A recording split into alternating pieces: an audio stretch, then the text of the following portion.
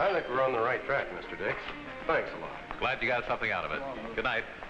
Glad you brought Mr. Dix over, Mark. Made a good speech. Thank you. Yes, he did. I'll be out your way one of these days, Dan. Anytime. See you. Well, don't expect me to glad hand you, Porter. If you want my opinion, there's only a few specks of sense in what Mr. Dix said. You know, I'm always glad to get your ideas, Lou, but where do you disagree with Mr. Dix? I don't agree with him hardly any place, even if you did paint it mighty pretty. Keep up with these new fandangled ideas, he says. Get yourself bigger crops, use a lot of machinery, keep your place up to date. Oh, sure, it's just dandy the way you tell it, Mr. Dix. But what you don't tell us is, where's all this money come from to pay for these things? But, Lou, the question is... It's money. These things all cost money. It's nothing but money, money, money from the time we buy seed until we send the crop to the market. And where's all this money come from? From the farmer. That's where it comes from, right out of his pocket. There's a lot of what you have to say there. A lot? Lou, It's gospel. I guess I didn't make myself quite clear. All of these new developments save money, or in some other way they make more money for you. Oh, that's a lot of fancy talk, that's all it is. I've heard that Mr. Gage would rather argue than turn up a pot of gold. I would, son. I believe it. You've been county agent around here for some time, Mark. What do you think? Well, if you can spare a few minutes, I'd like to tell all of you a story. Sure, I can spare a few minutes. Okay. Do any of you know Ben Bell down Montgomery Township? No, I don't know him either. But don't you go making up anything now, Mark. I promise, Lou, I promise. Well, Ben's a corn farmer. But the point of this story can be applied to any kind of farmer, any place in this country. Ben's got a pretty nice place down there. Not the biggest, but he's doing all right. He's young enough to be interested in new developments. And he's old enough to have seen farming done the hard way. When he was a kid, he was right in the middle of all that drudgery. You younger men are kind of lucky. You've never worked that way. But Lou and I remember it, and my back still aches when I think about it. I mention this just to show you that Ben's gone through a big change in farming, just like a lot of us. He's worked hard with the old methods, and he knows how they used to keep farmers broke, both financially and physically. Ben still works hard, but like most up-to-date farmers, he uses his head, too. For example, he's been using hybrid seed corn for years. But still, he keeps checking for new developments in hybrid seed, and he even takes my advice once in a while. Ben has the idea that good crops begin with the right seed. That's a pretty hard idea to argue with. Well, that season I'm telling you about, things went along about as usual. If anything, Ben got some breaks on the weather. Things were moving along just about as good as a man has any right to expect. Well, by the 1st of August, Ben was beginning to feel a little sorry for every man who didn't own a farm. There hadn't been a serious setback, and whatever Ben did, he did it with happy thoughts about how that crop was coming along. When the last of September rolled around, though, you can guess what Ben was going through. Corn looks good, doesn't it, Ben? Yeah, Marge.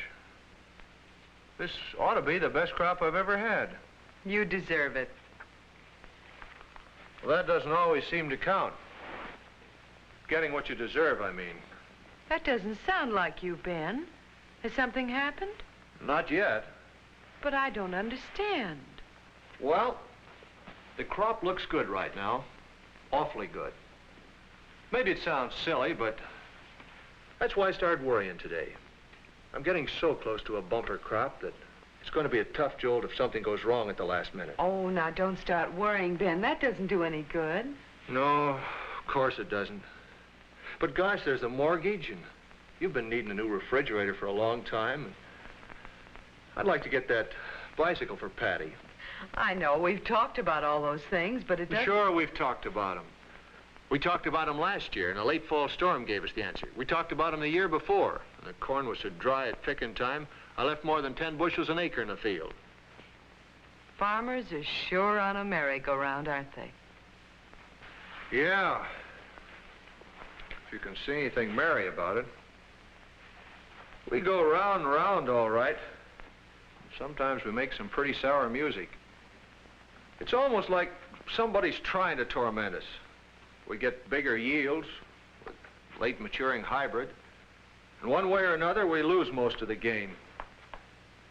If we guess right and step off of that merry-go-round at the right spot, okay.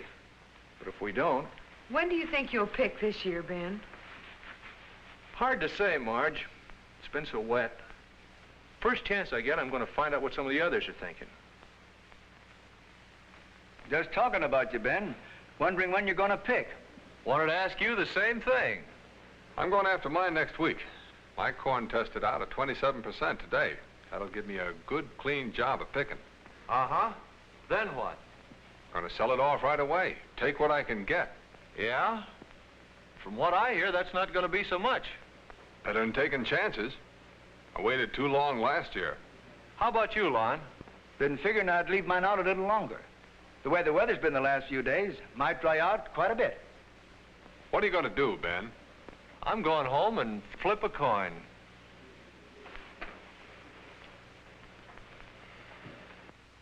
Of course, Ben didn't leave it entirely up to chance. He went as far as he could toward making the right guess.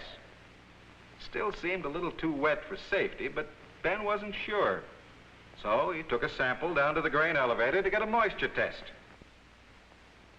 He got the news, 29% moisture content. But after he got it, he still wasn't sure what to do. It'll come a lot cleaner if I pick now. Not so much silken husks. Less shelling, too. It'll cut down the corn borer losses. Handle a lot better before bad weather sets in. Then I can sell it off right away. But the market will probably be flooded, and I won't get near as much as I've been counting on. Or I can crib it and take a chance on feeding some of it to the hogs before it gets too moldy. Ben did the only thing he knew what to do.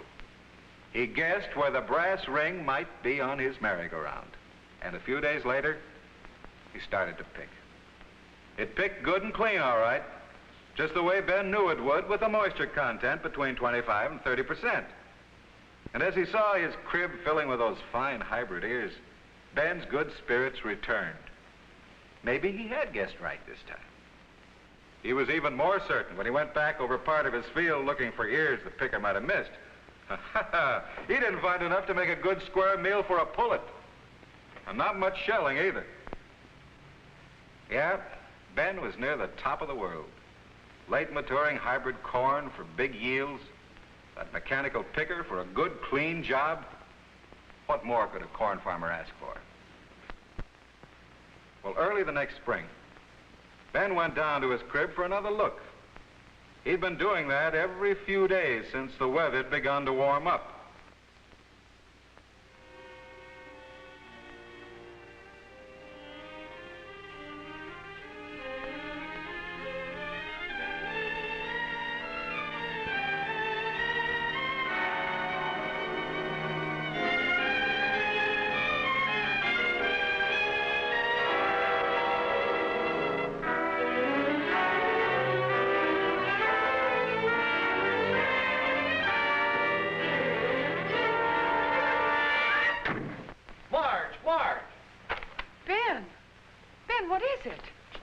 It's the mortgage. It's your refrigerator. It's spoiled corn. It's the same old merry-go-round. And I got off at the wrong place again.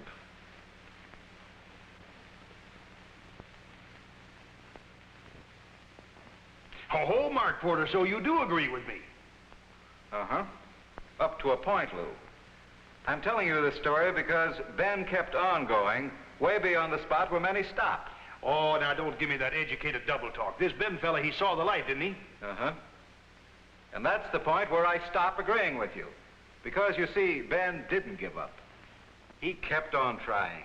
He made an effort to do something about it. You see, Mr. Link, I've been hearing it around that you know all about farm buildings. And I dropped in to see if you can give me some information. Be glad to, Mr. Bell, if I can. Would you sit down? Well, I read someplace that the Department of Agriculture is recommending that us farmers dry our ear corn mechanically for storage until we want to use it or sell it. And I thought maybe you'd know about it. Yes, I know what you mean. There's been a lot of research done on that lately. I have some pictures here. It's the biggest thing for corn farmers since the mechanical picker. Here it is, a corn drying and storage building. Yeah, I guess that's it, all right. But tell me, Mr. Link, I guess my dad had his troubles with corn, all right. But I don't seem to remember the kind of things that have been happening to me. All we seemed to need then was enough sun and enough rain. We'd pick when it seemed to be the right time. Didn't even make a moisture test. We'd shovel the corn into the crib and practically forget about it. I don't remember much trouble of any kind. That's right, Mr. Bell. You'll remember your dad used open pollinated seed corn, which matured earlier than hybrid. He didn't have to worry about late fall storms. Got pretty dry right in the field. If you picked by hand, then the crib filled up maybe at the rate of 50 to 75 bushels a day. It had time to dry out some more before it was covered up.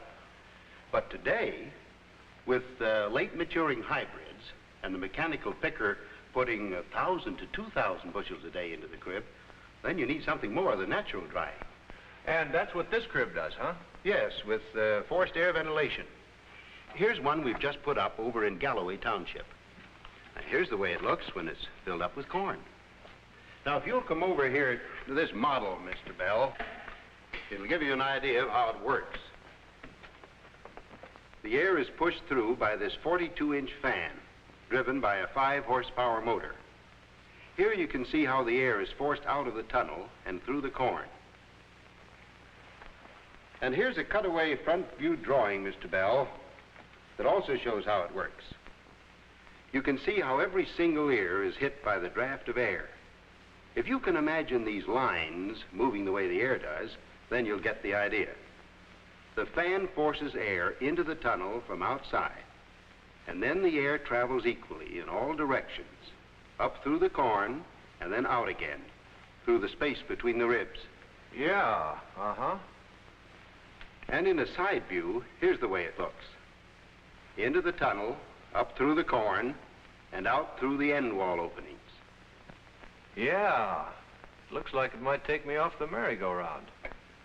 What's that, Mr. Bell? Oh, just a kind of family joke, Mr. Link. Oh, I see. Well, I don't need to tell you what this drying means, Mr. Bell. You can pick your corn before it gets dry, because that's when it picks best. You can store it safely until you can get the best price. Cut down your labor, cut down your worry. Yeah, it sounds good. But what happens when you're not using this building for corn? That tunnel, if it could be moved out, the building could be used for a lot of things, couldn't it? Sure it could. And here's one example of its being used to store machinery. Uh-huh. Let me show you how it's done. Just as you said, the tunnel comes out in sections when you don't need it. It can be done in less than an hour, and then you've got another farm building for just about any use you can think of. Fact is, a great many farmers in all parts of the country are using Quonset buildings for a lot of different things. You'll find them on the most up-to-date places, no matter where you go, because this is a building that's been engineered to do a modern job for the farmer. I'll take here, for instance.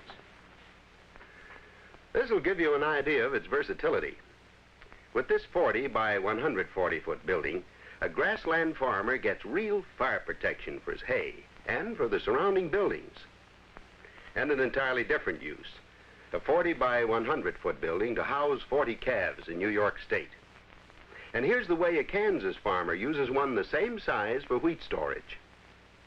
This 32-foot building has bins added for the year-round storage of shelled corn, wheat, soybeans, grain sorghums, or other small grains.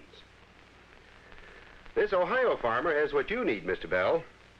He dries and stores his corn in the back, and in addition has room in front for soybeans. You can see how easily adaptable it is.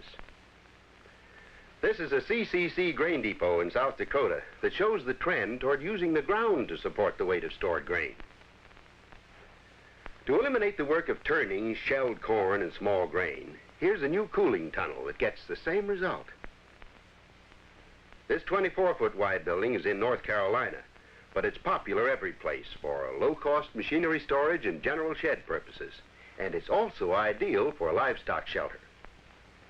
And here's still a different use, a loafing barn that's comfortable for the cows in any weather. For dairying, it's used in conjunction with a milk parlor. With this kind of setup, Mr. Bell, you can cut the milking chore time to half what it takes for machine milking in an ordinary stanchion barn. But here's a stanchion barn in Minnesota designed for real labor saving, plus the same fire protection. So you can see, Mr. Bell, why I say these buildings have been planned and engineered to do a job for any kind of farmer. For you, it's a job of corn drying and storage. And for any other kind of storage you may need. Yeah, uh-huh. I see, all right. But it must be pretty expensive. You'd think so, with all its advantages. Actually, Mr. Bell, this building not only pays for itself, it gives you a profit year after year. How do you mean, profit? Here's what I mean. Right here in these letters from farmers. Look at this one. Case where a building paid for itself the first year. The owner tells in detail how the building works for him. And I feel quite sure that this building will meet your requirements. I'd also like you to take these folders along. Show them to Mrs. Bell, too. Well, thanks, Mr. Link. I'll think it over. All right, Mr. Bell. Glad you dropped in. So long. Bye. So Ben thought it over and made his decision. And his corn drying building began to take shape. Ben watched it grow, and to him, it was like a gigantic suit of armor that would protect him in the age-old battle against nature. As he looked at the curves of steel, he felt complete confidence for the first time in his adult life. He knew that now he had the means to control the time of harvest and the time of marketing, that from now on, he was going to be the boss. That fall, when his corn had a moisture content between 25 and 30%, Ben began to pick. And it was coming in clean with good husking, very little shelling, just the way it did the year before. Everything was going swell. A good yield, no mechanical troubles, and Ben worked with growing confidence as that corn moved up the elevator and dropped from sight into the building. Soon, Ben thought, I'll send a gale of wind through the tunnel, and the air will go all through the building and dry the corn. And I can keep it as long as I want to. I won't sell it till I feel like it. And that'll be when the market's right. There wasn't any ceremony when the time came for the dryer to go to work. Ben just threw the switch. The inrush of air was going to make this crop safe. And the sight of it made Ben feel good. But Ben had felt good before, when things had gone wrong. He didn't know what might go wrong this time. But he wasn't going to build up Marge's hopes again until he was sure. When they talked, they didn't talk about corn, or bicycles, or refrigerators, or mortgages. Marge understood what was going on. She played right along. Because she'd seen Ben, sometimes a couple times a day up there, looking at his corn to see how it was drying. She knew what was going on in his mind, but finally she couldn't stand the suspense any longer. So she followed Ben out one day. Hey, what's going on up there? Take a look.